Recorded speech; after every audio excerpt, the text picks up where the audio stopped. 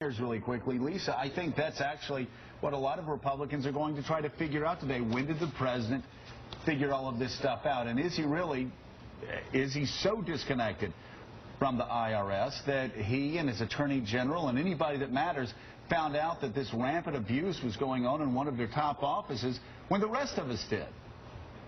Well, certainly, Joe, the IRS commissioner will be asked that question today. Did he share this information? He has known for at least a year that this was going on and that this had happened. And did he share any of that information with the White House? But even more importantly, Congress is going to ask him, why did you mislead us for an entire year? Members of Congress were saying conservatives are being targeted. What's going on here? The IRS denied it.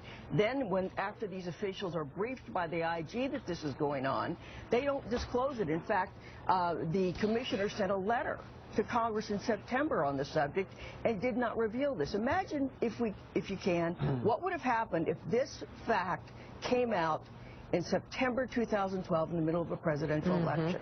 The terrain would have looked very different. I think the other very different. You know what we don't understand, Lisa, reading all of the maybe you can help us out here.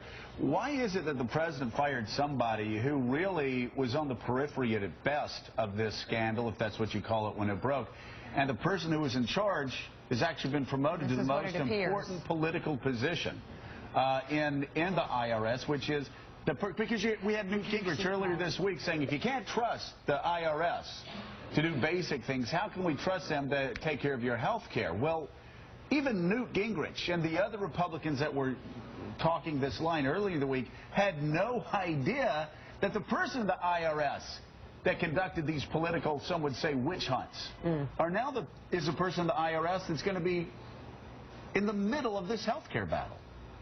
Well, you remove the commissioner because he's the guy at the top. He's the guy responsible. He's known, and he didn't tell anyone, allegedly. I don't think this woman is going to be, who's now in charge of implementing Obamacare, is going to stay in that job for very long, now that this has been revealed. But there is a broader question here. Even if you believe that this targeting was basically carried out by frontline employees in the Cincinnati office, and there's a lot of reason to believe it was much broader than that.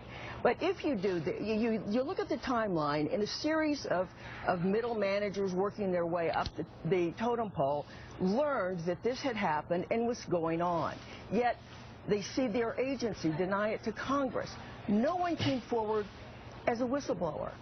So many people knew this had happened, and no one had the integrity to come forward and correct the record. And so you have to worry about the entire culture, I think, and integrity of the IRS. That's a great point. Okay.